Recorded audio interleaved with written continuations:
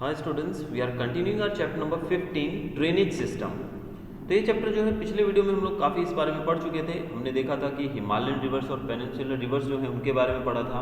फिर हमने river patterns के बारे में देखा था कि किस तरह के होते हैं वो, जैसे कि dendritic, trellis, rectangular pattern, radial pattern etcetera. और फिर हमने देखा था कुछ रिवर सिस्टम्स के बारे में। सिंधु रिवर सिस्टम हम पढ़ चुके हैं, गंगा रिवर सिस्टम भी हम पढ़ चुके हैं, और हमने कल जो टॉपिक छोड़ा था वो था सुंदरवंश के ऊपर। अब हम शुरू करेंगे सुंदरवंश से आगे। The delta region of Ganga is called Sundarban because the trees known as Sundari grow in large number है। तो ये मैं आपको कल भी बता चुका हूँ कि ये जो सुंदरवन है वो गंगा के डेल्टा को कहा जाता है। तो गंगा के डेल्टा को सुंदरवन कहने का तात्पर्य ये है, इसका रीजन ये है कि यहाँ पर सुंदरी नामक पेड़ उगते हैं। तो सुंदरी पेड़ उगने की वजह से यहाँ पर इसको सुंदरवन कहा जाता है। Sundarban delta is more famous as mangrove forest. Sundarban delta जो है वो मैंग्रोव फॉरेस्ट के नाम से ज़्यादा फेमस है। मैंग्रोव फॉरेस्ट इसलिए क्योंकि यहाँ पर मैंग्रोव ट्रीज होते हैं, इसलिए। Total length of Ganga exceeds 2500 kilometre. Ganga की जो टोटल लेंथ है वो 2500 किलोमीटर से ज़्यादा है। Ambala city works as a water divide between Ganga and Sindhu. Ambala city जो है वो गंगा और सिंधु नदी के बीच में वाटर डिवाइड का काम करती है, क्योंकि ये वाटर इन दोनों नदियों को डिवाइड कर देती है। Ambala to Sundarban is about 1800 kilometre. Ambala से सुंदरवन की बात की जाए तो ये 1800 किलोमीटर दूर है, but the slope is very gentle. लेकिन स्लोप जो है वो काफ़ी जेंटल है। Ambala is at an altitude of 300 metres from sea level, while Sundarban is at sea level. यानी कि सुंदरवन जो है सी लेवल पे, यानी कि सी के बराबर है, और अम्बाला जो है वो ऊंचाई पर है, लेकिन 300 मीटर ऊंचा है। तो इस कारण से एक स्लोप वहाँ पर ढलान उस तरफ बन जाती है। Considering this, the slope happens to be less than 1 meter for every 6 kilometer. So there are many meters in this river. अब जो ये स्लोप है लगभग 1 मीटर बनती है 6 किलोमीटर, यानी कि 6 किलोमीटर नदी के पीछे 1 मीटर जितनी ही ढलान बनती है। तो इसी कारण से यहाँ पर काफ़ी मीटर्स बनते हैं, यानी कि ऐसे घुमावदार मोड़ इसमें आते हैं। अब हम पढ़ेंगे ब्रह्मपुत्र रिवर सिस्टम के बारे में। River Brahmaputra originates near Mansarovar in Tibet. ये मानसरोवर तिब्बत में शुरू होती है। Its source is the near the place of origin of river Sindhu and Satluj. अब इसका जो ओरिजिनेटिंग प्लेस है, सोर्स है, वो है सिंधु और सतलुज के पास में। Most of its flow is outside India. अब ब्रह्मपुत्र नदी है वो ज़्यादातर भारत के बाहर ही बहती है, भारत के अंदर बहुत कम बहती है। This river flows in the east parallel to the Himalayan mountain range. ये जो नदी है ये हिमालयन माउंटेन रेंज में पैरेलल बहती है, यानी कि उसके समानांतर बहती है। अब यहाँ देख सकते हैं ब्रह्मपुत्र नदी कौन सी है हमारी, यहाँ देखेंगे हम लोग, ये देखिए ये ब्रह्मपुत्र नदी है, और ये कैसे हिमालयस के साथ साथ, देखिए यहाँ से आती है और हिमालयस के साथ साथ ये बहती है। तो इस तरह से हम कह सकते हैं कि पैरेलल बहती है हिमालयस के।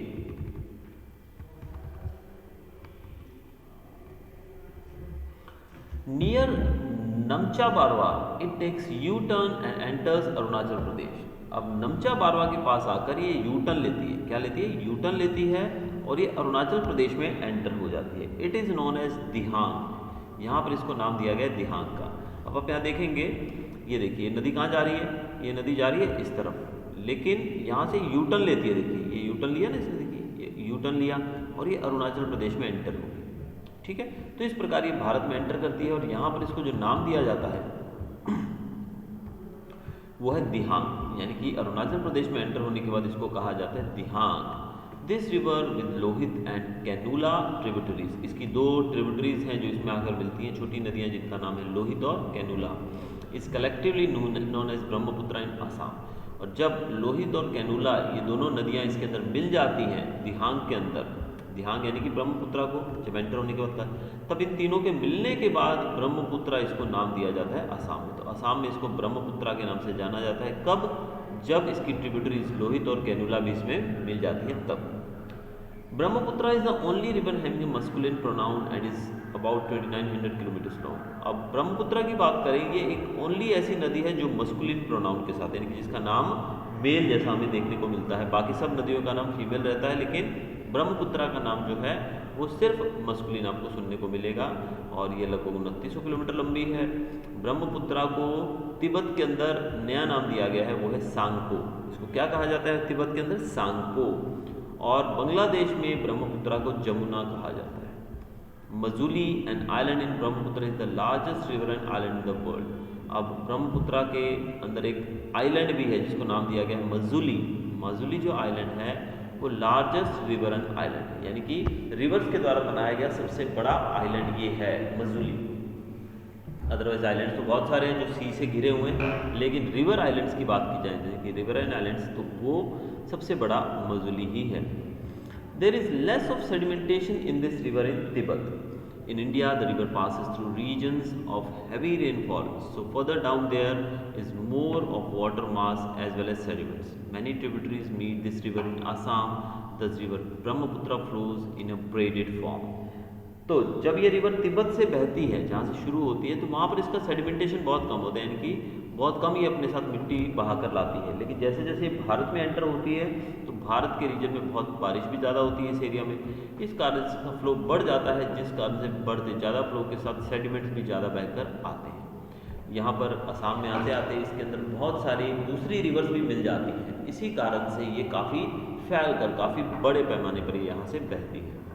हर साल there is huge increase in its water as it overflows during rainy season. हर साल बारिश के कारण इसका फ्लो जो है, इसके अंदर पानी बढ़ जाता है और ये ओवरफ्लो हो जाती है, यानी कि बाढ़ आ जाती है, खासकर बरसात के दिनों में। As a result devastating floods often occur in Assam. इसी कारण से असम में और बांग्लादेश में हर साल बहुत फ्लड्स आते हैं, यानी कि बहुत सारे जो फ्लड्स हैं, बाढ़ वो आती रहती है बहुत बार।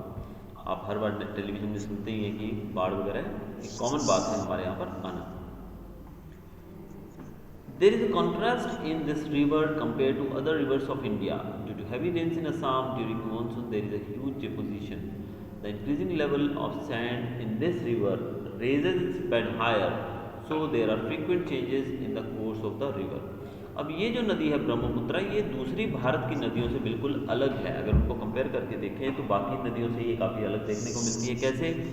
अब ये नदी जो है ये बारिश के कारण इसके अंदर पानी बढ़ जाता है और ये डिपोजिशन बहुत होता है इसके अंदर। डिपोजिशन का मतलब जो इसका तल है, नदी का जो तल है, वहाँ पर मिट्टी बहुत ज़्यादा जम जाती है, बहुत ज़्यादा मिट्टी हर साल जम जाती है।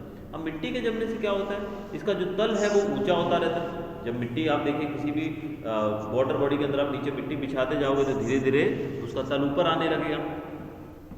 इस कारण से इसका बेड, रिवर बेड जो है जिसका बॉटम है वो धीरे धीरे बढ़ने लगता है। इसी कारण से ये अपना रास्ता जो है वो समय समय दर बदलती रहती है, यानी कि इसका जो रास्ता है वो बदलता रहता है समय समय पर। तो इस प्रकार ये नदी समय समय दर अपना रास्ता बदलती रहती है। आगे हम पेनिनसुलर रिवर्स के बारे में पढ़ेंगे। Western Ghats is considered to be the main water divide for peninsular rivers. अब वेस्टर्न घाट्स की बात की जाए तो उसको एक मेन वाटर डिवाइड के रूप में देखा जा सकता है, पेनिनसुलर रिवर्स को डिवाइड करने वाले। Major rivers of peninsula are, अब पेनिनसुला यानी कि भारत का जो उत्तरी भाग है उसके अंदर जो मेन नदियाँ बहती हैं वो है Mahanadi, Godavari, Krishna, Kaveri etcetera. All these rivers flow eastwards and meet the Bay of Bengal. ये सब नदियाँ ईस्ट की तरफ बहती हैं और जाकर कहाँ मिलती हैं? बे ऑफ बंगाल में। Many rivers flow to the west of Western Ghats. बहुत सारी नदियाँ जो हैं वो वेस्टर्न घाट के वेस्ट में भी बहती हैं।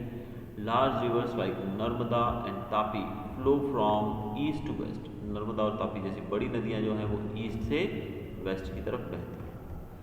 And meet the Arabian Sea in the west, और ये जाकर कहाँ मिलती हैं? अरेबियन सी के अंदर मिलती है। नर्मदा बेसिन की बात करते हैं। Narmada originates near Amarkantak plateau in Madhya Pradesh.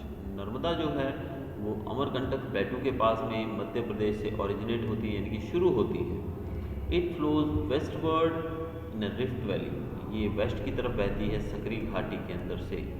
It flows through a Rocky terrain of marbles near Jabalpur, ये पहाड़ी टेरेन यानी कि पहाड़ी ज़मीनों के बीच में से, पहाड़ी टेरेन के बीच में से होती हुई, यहाँ पर मार्बल्स भी है बहुत सारे, वहाँ से होती हुई ये जबलपुर के अंदर से गुजरती है।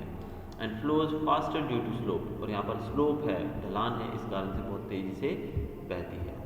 The Dhuandhar falls are located है, तेज़ी से बहने की वजह से यहाँ पर वाटरफॉल्स भी जनरेट होते हैं। तो ऐसी एक वाटरफॉल जो है वो है धुआंधार धुआंधार फॉल्स, जो कि इसी नदी के द्वारा बनाई गई है, नर्मदा के द्वारा। Tributaries of this river do not have longer flow. इस नदी की जो ट्रिब्यूटरीज हैं उनका लंबा फ्लो नहीं है, ज़्यादा लंबा वो नहीं बहती हैं। Most of the rivers meet at right angle. ज़्यादातर नदियाँ जो है राइट एंगल पे इसमें मिल जाती हैं। It's basin area spread over Madhya Pradesh and Gujarat. ज़्यादातर जो इसका बेसिन एरिया है, हम बात कर रहे हैं नर्मदा की, वो मध्य प्रदेश और गुजरात में ही ज़्यादा फैला हुआ है। Narmada is about 1312 kilometre long. Narmada की लंबाई जो है वो 1312 किलोमीटर है। तो यहाँ पर हम देखें एक बार नर्मदा कहाँ है, तो ये रही हमारी नर्मदा। यहाँ पर आप देखिए, ये रही नर्मदा। अब ये यहाँ से शुरू होती है मध्य प्रदेश से, और इस तरह जाकर ये सीधा अरेबियन सी में मिल जाती है। आगे हमारा जो टॉपिक है वो है तापी बेसिन। तापी बेसिन के बारे में देखिए, तापी नदी के बेसिन के बारे में। Satpura ranges are located in Madhya Pradesh. Satpura जो रेंजेस हैं, पहाड़ हैं, वो मध्य प्रदेश में हैं। तापी रिवर ओरिजिनेट्स इन बैतूल डिस्ट्रिक्ट। तापी जो है वो बैतूल डिस्ट्रिक्ट से शुरू होती है, और ये भी रिफ्ट वैली यानी कि सकरी घाटियों में से होते हुए गुजरती है, पैरेलल टू नर्मदा। ये नर्मदा के साथ साथ बहती है पैरेलल में, और ये भी अरेबियन सी में मिल जाती है। It has an extensive basin in Madhya Pradesh and Maharashtra. इसका जो बेसिन है वो ज़्यादातर मध्य प्रदेश और महाराष्ट्र में पाया जाता है। तापी की लंबाई जो है वो 724 किलोमीटर है। Coastal plains between Arabian Sea and Western Ghats is very narrow. Coastal plains जो हैं अरेबियन सी की तरफ के, वो काफ़ी नैरो है, काफ़ी पतले हैं। So the reverse have shorter flow. इसी कारण से रिवर का जो फ्लो है वो काफ़ी शॉर्ट रहता है, छोटा रहता है। यही देखिए ना, 724 किलोमीटर लंबा है। Major rivers flowing westward have shorter course. Major rivers flowing westward are Sabarmati and Mahi. तो जो नदियाँ वेस्ट की तरफ बहती हैं उनका फ्लो काफ़ी शॉर्ट रहता है, और जो मेजर नदियाँ हैं, मुख्य नदियाँ हैं, वो है साबरमती और माही। ये दोनों नदियाँ जो हैं ये वेस्टवर्ड बहती हैं, और इनका फ्लो भी काफ़ी स्लो है और काफ़ी छोटा भी है। अब आगे हम पढ़ेंगे गोदावरी बेसिन के बारे में। This is the largest of the peninsular reverse. Godavari जो है ये सबसे लंबी नदी मानी जाती है पेनिनसुला में। It start from the slopes of Western Ghats near Nashik in Maharashtra. ये नासिक महाराष्ट्र से शुरू होती है, और इसकी लंबाई लगभग 1465 किलोमीटर है। It flows to the east and meets Bay of Bengal. ये ईस्ट में बहती है और बे ऑफ बंगाल में मिल जाती है। It has the largest basin among the peninsular river. इसका बेसिन जो है वो सबसे बड़ा माना जाता है पेनिनसुलर नदियों में, पेनिनसुलर नदियों में। About 50% of its basin lies in Maharashtra and the rest in Madhya Pradesh and Andhra Pradesh. लगभग 50% इसका बेसिन जो है वो महाराष्ट्र में पाया जाता है, और बाकी जो है वो मध्य प्रदेश और आंध्र प्रदेश में स्थित है। Many tributaries meet Godavari. Godavari में बहुत सारी जो ट्रिब्यूटरीज हैं वो मिलती हैं, जैसे कि पूर्णा, वर्धा, प्रणीता, मंजरा, वैनगंगा एंड पेनगंगा। ये वो नदियां हैं जो गोदावरी के अंदर जाकर मिलती हैं। Godavari has a longer flow and large basin. Godavari का फ्लो भी लंबा है, यानी कि दूर तक जाती है, और लार्ज बेसिन है। So it is also known as Ganga of south. इसी कारण से इसको गंगा ऑफ साउथ के नाम से भी जाना जाता है। यानी कि ये क्वेश्चन पूछा जाता है कई बार, which river is also known as Ganga of south. तो उत्तर है हमारा गोदावरी। गोदावरी को गंगा ऑफ साउथ भी कहा जाता है। अब हम पढ़ेंगे महानदी बेसिन के बारे में। Mahanadi originates in the mountainous area of Chhattisgarh. Mahanadi Chhattisgarh से शुरू होती है। It flows through Odisha and meets Bay of Bengal. ये ओडिशा से होकर बहती है और बे ऑफ बंगाल में जाके मिल जाती है। It is about 860 kilometre long. ये 860 किलोमीटर लंबी है, और इसका बेसिन जो है वो ज़्यादातर छत्तीसगढ़, झारखंड और ओडिशा में फैला हुआ है। कृष्णा बेसिन की बात करते हैं। It originates near Mahabaleshwar in Maharashtra. Krishna basin जो है, कृष्णा नदी का बेसिन, वो महाबलेश्वर से शुरू होती है महाराष्ट्र में, और 1400 किलोमीटर लंबी है लगभग ये। और तुंगभद्रा, कोयना, घाटप्रभा, मूसी एंड भीमा, ये इसकी मुख्य ट्रिब्यूटरीज हैं, यानी कि ये नदियाँ इसमें आकर मिलती हैं। इसका बेसिन जो है वो कर्नाटक, महाराष्ट्र और आंध्र प्रदेश में फैला हुआ है। कावेरी बेसिन देखते हैं। It has its own origin in the Brahmagiri range in western Ghats, ये जो नदी है ब्रह्मगिरी पर्वत से शुरू होती है, पहाड़ों से शुरू होती है वेस्टर्न घाट में, और लगभग 760 किलोमीटर लंबी है ये। अमरावती, भवानी, हेमवती, कालिनी, ये कुछ इसकी मुख्य ट्रिब्यूटरीज हैं। इट्स बेसिन एक्सटेंड्स इन केरला, इसका बेसिन केरला, कर्नाटक और तमिलनाडु में फैला हुआ है। It meets the Bay of Bengal to the south of Cuddalore in Tamil Nadu, ये नदी बे ऑफ बंगाल में जाकर मिलती है कुडलोर तमिलनाडु से होकर। There are other smaller reverse which flow eastwards and meet bay of Bengal, कुछ और छोटी नदियाँ हैं जो ईस्ट की तरफ बहती हैं और बे ऑफ बंगाल में मिल जाती हैं। ये हैं दामोदर, ब्रह्माणी, वैतारणी और सुवर्ण रेखा, ये वो नदियाँ हैं जो ईस्ट की तरफ बहकर बे ऑफ बंगाल में मिल जाती हैं। हाइड्रोस्फीयर की बात करें, hydrosphere exist over about 70.1% of the earth surface. Hydrosphere मतलब वाटर, तो पृथ्वी के ऊपर पानी कितना है 71%, और 71% पानी में से 97% पानी जो है वो सेलाइन है, यानी कि नमकीन है, नमक वाला है, सी वाटर है। Only 3% of water is available as fresh water, सिर्फ 3% पानी जो है वो फ्रेश वाटर के तौर पे हमें मिलता है, और उसमें से भी 1/4 जो है वो आइस बना हुआ है। 1/4 of its portion is in the form of ice, यानी कि 3% पानी है जो फ्रेश वाटर, उसमें से भी 1/4 हिस्सा जो है वो आइस यानी कि बर्फ के रूप में ग्लेशियर्स के अंदर पहाड़ों के ऊपर जमा हुआ है। लेक्स के बारे में देखते हैं। There are many lakes in India, भारत के अंदर बहुत सारी लेक्स हैं। Fresh water lakes are found more in the Himalayan regions, fresh water lakes ज़्यादातर हिमालयन रीजन में पाई जाती हैं। Most of the lakes contain water during rainy season, ज़्यादातर जो लेक्स हैं वहाँ पर बारिश के सीजन में ही पानी आता है। In Himalayan regions lakes are formed from glaciers, glaciers के कारण लेक्स बनी है हिमालयस के अंदर। A few lakes are formed due to wind, rivers and human actions, कुछ नदियाँ, कुछ लेक्स वहाँ पर, कुछ झीलें जो हैं वो विंड के कारण, ह्यूमन एक्टिविटीज़ के कारण और रिवर्स के कारण भी बनी है। In rivers having many meanders oxbow lakes are formed, ऐसी नदियाँ जिनमें बहुत सारे घुमावदार मोड़ आते हैं ऐसे ऐसे करके, तो यहाँ पर बहुत सारी लेक्स बनी हैं जिनको हम ऑक्सबो लेक के नाम से भी जानते हैं। Sea tides have created lagoon lakes, sea tides के कारण कुछ जगहों पर लेक्स बन जाती हैं जिनको हम लगून्स भी कहते हैं। Chilika, Kolleru and Pulicat are the examples of this type of lakes, ये जो 3 लेक्स के नाम हमने लिए चिल्का, कोल्लेरू और पुलिकत, ये लगून लेक्स ही हैं। Sambhar lake in Rajasthan is saline lake, Sambhar lake जो है वो सैलाइन लेक है और इससे सॉल्ट बनाया जाता है, इनकी नमकीन लेक है, नमकीन पानी है इसका, इसलिए इससे नमक प्रोड्यूस किया जाता है। Himalaya has many fresh water lakes which are formed due to glacial action, Himalaya के अंदर बहुत सारी फ्रेश वाटर लेक्स हैं जो कि ग्लेशियल एक्शन यानी कि जो बर्फ़ के पिघलने से या उस कारण से बनती हैं। Water was filled in the depression which led to the formation of lakes, अब ग्लेशियर्स के अंदर क्या है कि जो ढलान वाले इलाके हैं वहाँ पर पानी भर जाता है जिस कारण से लेक्स बन जाती हैं। Beautiful lakes are formed here due to melting of snow, snow के पिघलने से भी यहाँ पर लेक्स बन जाती हैं। Wular lake in Kashmir has tectonic origin, Wular lake जो है वो टेक्टोनिक ओरिजिन से हुई है, यानी कि जो पृथ्वी के अंदर जो अर्थक्वेक आते हैं, जो हलचल होती है, जब 2 प्लेट्स एक दूसरे से दूर जाती हैं तो बीच में गड्ढा बन जाता है बहुत बड़ा सा, तो वुलर लेक जो है वो इसी प्रकार के एक लेक का एग्जाम्पल है, टेक्टोनिक ओरिजिन है उसका। Other fresh water lakes of this area are Dal, Bhimtal, Loktal and Bara Pani, कुछ और फ्रेश वाटर लेक्स उनका नाम दिया गया है दल, ताल लेक, भीमताल, लोकताल और बड़ा पानी। अब हमने लेक्स के बारे में देख लिया, अब इसकी कुछ इंपॉर्टेंस देख लेते हैं। चलिए, लेक्स हमारे लिए बहुत ही इंपॉर्टेंट है। कैसे? बहुत सारी रिवर्स जो हैं वो लेक से शुरू होती है कई बार। In the regions which have more rain, more water can be accumulated in lakes, तो ऐसे रीजन्स जहाँ पर ज़्यादा बारिश होती है, अगर वहाँ पर लेक्स हैं तो लेक्स के अंदर ज़्यादा पानी भी स्टोर किया जा सकता है।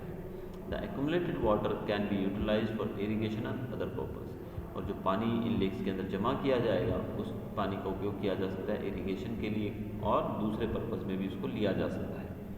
स्टोर्ड वाटर को यूज़ किया जा सकता है ड्रॉट के समय, यानी कि जब सूखा पड़ता है उस समय भी स्टोर्ड वाटर जो लेक्स के अंदर उसका उपयोग किया जा सकता है। Reservoirs and lakes formed due to dam are useful for generating hydel power. जो रिजर्वियर्स और लेक्स बनाई जाती हैं डैम्स के कारण भी तो ऐसा होता है, वहाँ पर हाइडल पावर यानी कि बिजली भी पैदा की जा सकती है वाटर से। Few lakes enhance the natural beauty, कुछ लेक्स ऐसी होती हैं जो कि नेचुरल ब्यूटी यानी कि लेक्स, आप जानते हैं ना, हमारा जो उदयपुर है उसे सिटी ऑफ लेक्स कहा जाता है राजस्थान में, तो लोग वहाँ घूमने जाते हैं क्योंकि वहाँ बहुत सारी लेक्स हैं, तो उसको ब्यूटीफुल सीनरीज हैं वहाँ पर, तो वो देखने के लिए लोग जाते हैं। Hence such lakes have been developed as tourist spots, तो ये जो लेक्स हैं इनको टूरिस्ट स्पॉट्स के तौर पे इसको डेवलप किया गया है। Lakes are also important for fishery and as tourist resorts, तो फिशरी और टूरिस्ट रिजॉर्ट्स के तौर पे भी लेक्स बहुत ही इम्पॉर्टेंट है। तो हम देखते हैं लेक्स के अंदर जो पानी रहता है, एक तो जहाँ पर रेन ज़्यादा होती है वो पानी स्टोर हो सकता है, उसका उपयोग आप खेती बाड़ी के लिए कर सकते हैं या फिर अन्य किसी भी पर्पज़ में उसको ले सकते हैं। फिर इससे ड्रॉट, कभी सूखा पड़ जाए तो उस समय भी हम लेक वाटर का उपयोग कर सकते हैं। फिर इससे बिजली भी पैदा की जा सकती है, इससे नेचुरल ब्यूटी बढ़ती है और टूरिस्ट के लिए वहाँ पर रिजॉर्ट्स बनाए जा सकते हैं और फिशरीज़ के तौर पे भी यहाँ पर मदद मिल सकती है, फिशरीज़ भी बनाई जा सकती है। अब हम देखेंगे economic importance of reverse. Reverse have remained most important during human history. Reverse पूरी हिस्ट्री के अंदर, अगर ह्यूमन हिस्ट्री की बात करें तो रिवर्स का इम्पोर्टेंस हम टाल नहीं सकते हैं। Rivers are the natural source of water, ये पानी का नेचुरल सोर्स है और ये बहुत ही इम्पॉर्टेंट है हर एक ह्यूमन एक्टिविटी के लिए। आप पानी के बिना सोच सकते हैं कुछ हो सकता है? कुछ भी नहीं हो सकता। आप सोचिए एक दिन सुबह पानी नहीं आता है घरों में तो क्या हालत होती है। तो इस कारण से रिवर्स का इम्पोर्टेंस हम बिल्कुल भी नकार नहीं सकते। It has satisfied basic needs of man, agriculture industries have developed due to rivers. तो हमारी जो दिनचर्या की जो यूजेस हैं, हम सुबह उठते ही सबसे पहले पानी पीते हैं, फिर चाय दूध या जो भी कुछ नाश्ता बनाते हैं उसमें पानी का उपयोग कहीं ना कहीं होता ही है, नहाते हैं ब्रश करते हैं वो सब पानी ही होता है। तो पानी जो है वो हमारी बेसिक नीड है। इसके साथ साथ एग्रीकल्चर, खेतीबाड़ी और इंडस्ट्रीज़ के अंदर भी पानी का उपयोग होता है। Ancient civilizations also flourished along river. River के किनारे पे ही एंशिएंट सिविलाइजेशंस भी फ्लरिश होती हैं, यानी कि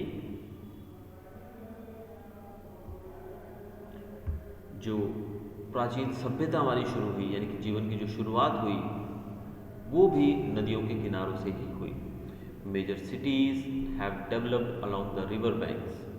जो मेजर सिटीज़ हैं, बड़े बड़े शहर हैं, वो भी नदियों के किनारे पे ही बसे हैं। दिल्ली, कोलकाता, अहमदाबाद, भरूच, सूरत एट्सेट्रा, ये सब नदी के किनारों पे ही बसे हुए हैं। River is considered to be the base for an agrarian country. Bharat जैसे अग्रेरियन का मतलब होता है खेती प्रधान, यानी कि एग्रीकल्चरल कंट्री। तो रिवर्स जो हैं वो भारत जैसे अग्रेरियन एग्रीकल्चरल कंट्री के लिए बहुत ही ज़रूरी है और बेस की तरह ये काम आते हैं। In recent times river water is utilized for drinking, irrigation, hydel power and for navigation. अभी की बात की जाए तो रिवर वाटर का यूज़ किया जाता है ड्रिंकिंग के लिए, इरिगेशन के लिए, हाइडल पावर यानी कि बिजली पैदा करने के लिए और नेविगेशन यानी कि हम वाया वाटर पे अगर कहीं जाते हैं तो रिवर्स के द्वारा हम वहाँ जा सकते हैं with the help of small boats etcetera. अब अगला टॉपिक हमारा रिवर पोल्यूशन। अब रिवर्स हमारे लिए इतनी इंपॉर्टेंट है लेकिन फिर भी पोल्यूशन की समस्या से क्यों जूझ रही है भाई? क्यों ऐसा हो रहा है कि हम लोग इनको बहुत ज़्यादा पोल्यूट करते जा रहे हैं? तो चलिए देख लेते हैं। River water is used more in domestic activities. River water का यूज़ डोमेस्टिक एक्टिविटीज़ में होता है। हमने जैसे ऊपर पढ़ा, यानी कि दिनचर्या के काम, सुबह उठ के जो हम उठते ही पानी पीते हैं, फिर जो भी काम है हमारे ब्रश करना, नहाना धोना, ये सब पानी से होता है। इसके अलावा एग्रीकल्चर में भी इसका उपयोग होता है और इंडस्ट्रीज़ में भी इसका उपयोग होता है। रिवर्स को हम लोक माता के रूप में भी मानते हैं। लोक माता यानी कि हम सबकी माँ के रूप में भी इसको स्वीकारते हैं। हम सब लोग इसको पवित्र मानते हैं, लेकिन फिर भी हम इनकी पूजा करते हैं। गंगा जैसी पवित्र नदी में डुबकी लगाने के लिए हम जाते हैं ताकि हम पवित्र हो सकें, लेकिन फिर भी हम इंडस्ट्री से निकलने वाली गंदगी को इन्हीं रिवर्स में छोड़ देते हैं। सीवेज वाटर, गटर का जो पानी है वो भी हम नदियों में डाल देते हैं। Besides we also throw solid waste in river. इसके अलावा जो भी गंदगी जो होती है सॉलिड वेस्ट, वो भी हम नदियों में फेंक देते हैं, जिस कारण से नदियाँ जो है क्या होती जा रही है, पॉल्यूटेड होती जा रही है। So water pollution increases due to industrialization and urbanization. तो वाटर पोल्यूशन बढ़ता जा रहा है इंडस्ट्रीज़ के बढ़ने से के कारण। इंडस्ट्रियलाइजेशन मतलब इंडस्ट्रीज़ के बढ़ने से।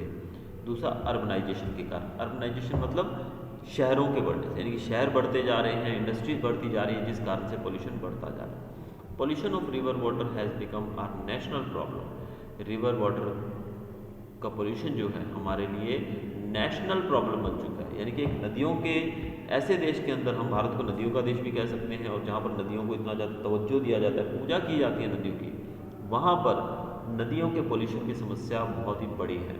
गवर्नमेंट इस तरह दिशा में इम्पॉर्टेंट स्पेशल कदम उठा रही है।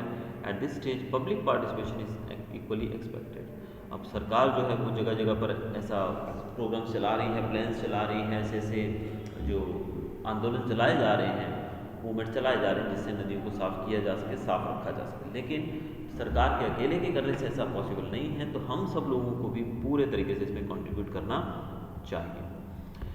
Now measures to prevent water pollution. अब वाटर पोल्यूशन को प्रिवेंट करने के लिए हमें क्या कदम उठाएं? Rules to prevent water pollution should be implemented very strictly. हमें वाटर पोल्यूशन को रोकने के लिए क्या करना चाहिए? पहला तो हमें स्ट्रिक्ट एक्शन लेना चाहिए, ठीक है। तो जो भी ऐसा करता है उसके खिलाफ हमें कानूनी कार्रवाई करनी चाहिए, उसको उठाकर जेल में डालना चाहिए। बट आप जानते हैं कि हमारे जो करप्शन के कारण हमारे जो लोग, जिन लोगों को ये जिम्मा दिया जाता है ये करने का कि भाई आप लोग पोल्यूशन के खिलाफ आवाज़ उठाइए, आप लोग किसी को भी जाके छापामारी करिए, और जो भी फैक्ट्री इंडस्ट्री का आपको गंदगी, गंदा पानी नदियों में आता दिखे तो उस पर एक्शन लीजिए। लेकिन हमारे अधिकारी जाते हैं फैक्ट्री वालों से, इंडस्ट्री वालों से पैसा लेकर मुँह बंद करके वापस आ जाते हैं। तो जब तक ये चीज़ स्टॉप नहीं होगी तब तक आगे कुछ नहीं हो सकता। Water purification projects must be implemented through national river conservation project. तो नेशनल रिवर कंजर्वेशन प्रोजेक्ट के अंतर्गत वाटर प्योरिफिकेशन प्रोजेक्ट्स भी चलाए जाने चाहिए। Strict rules should be form to prevent industrial units from releasing industrial effluents in the rivers. तो ऐसी industries जो गंदगी, एफ्लुएंट्स मतलब गंदा पानी जो उनका वेस्ट जो है वो नदियों में डालते हैं, उनके खिलाफ हमें स्ट्रिक्ट रूल्स बनाने चाहिए। Industrial units should be filtered harmful content from the chemical effluents from before releasing them into the river। तो ये भी किया जा सकता है कि जो इंडस्ट्रियल यूनिट्स हैं, यानी कि जो फैक्ट्रियाँ हैं, इंडस्ट्रीज जो हैं, वो उसको फिल्टर करें पानी को। अब देखिए इंडस्ट्रीज के अंदर, फैक्ट्रियों के अंदर जो पानी होता है वो कैसा होता है? केमिकल वाला पानी होता है। आपने देखा हो कई बार हम वहाँ से गुजरते हैं तो गंदी स्मेल भी आती है। तो वो जो पानी है वो केमिकल से भरा होता है। अगर उस केमिकल को निकाल दिया जाए, फिल्टर कर दिया जाए उस पानी को, तो केमिकल उसमें से निकल जाएंगे और सिर्फ पानी बचेगा।